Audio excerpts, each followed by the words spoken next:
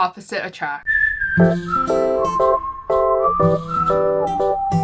Hi guys, welcome back to the channel. Now for today's video, I'm going to be doing a very short recommendation video for opposites attracts, specifically like Mr. Grumpy and versus Mrs. Sunshine. So we have a very stoic character who has no emotions on the outside, who seems very grumpy, and he seems like he could not care about anything in the world until he meets Miss Sunshine, who is everything that he has never thought of before and who never thought that he would get along, but because of the situations and their forced close proximity, he begins to see the light and actually begins to fall in love with her and manages to change his ways for the better and to actually have a pep in his step and to also be happy. So I was talking with my friends about this on a live one time, and we all agreed that this was one of our favorite tropes to have.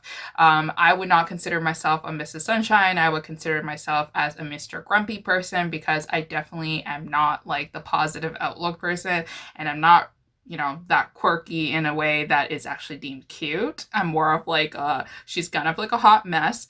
But I do have 3 recommendations that I really want to share with you guys that I don't think a lot of people know, because these books are pretty old. Some of them are actually out of print, so if you guys do want copies of these books, you're probably going to have to download an ebook, or you're probably going to have to buy it on Amazon Marketplace as a used copy. But I have 3 books in 3 different genres. So I have one YA, one romance contemporary, and one historical romance, and I can't wait to let you guys know. So for the first book, I'm going to talk about my YA recommendation, and I know you guys are like, whoa, you've never talked about YA in a very long time, and I've always talked about like middle grade, and I talked about historical romance and also horrors and thrillers. So I'm bringing YA back, guys. So this book is actually one of my favorites growing up in high school, because this book came out like when I was in like middle grade high school. I remember finding like the ebook of this, and I just binge read the whole series because I loved it so much. And this is literally the definition of Mr. Sunshine and also Mr. Grumpy Pants,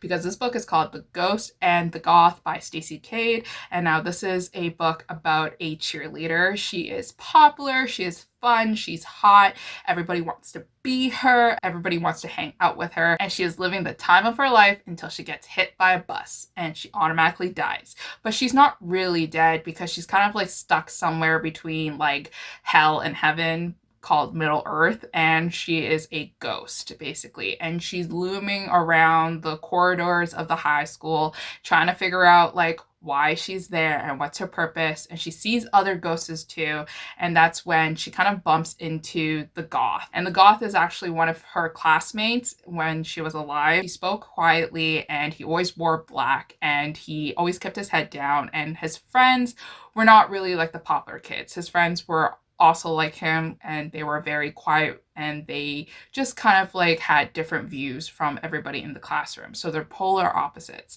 And that's when she realizes that he actually is able to see her and also talk to her and also sometimes touch her. And that's when she freaks out, and she really wants his help so that she is not stuck in this earth. She kind of wants to go to the better place so that she can move on with her life, basically. And this is their adventure of trying to figure out how to get there, and also defeating like evil spirits and demons that are haunting the school and also causing them both trouble. And this is also their relationship, because it's so cute. Like they literally would have never spoken to each other, like a single word to each other, if she was still alive. But now that they're stuck in this situation, they're always talking, and that they're the only ones that they want to talk to. So I really like the series.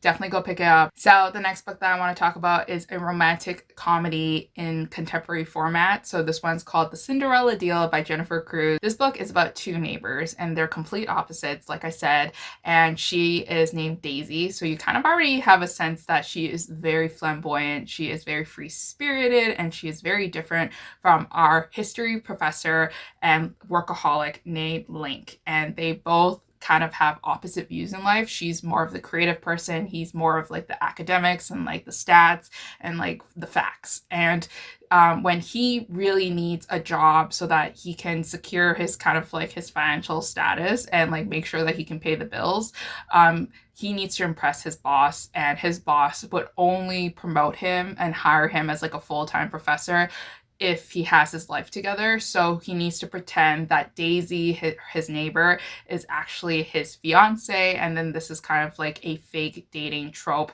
but also slash like fake engagement trope.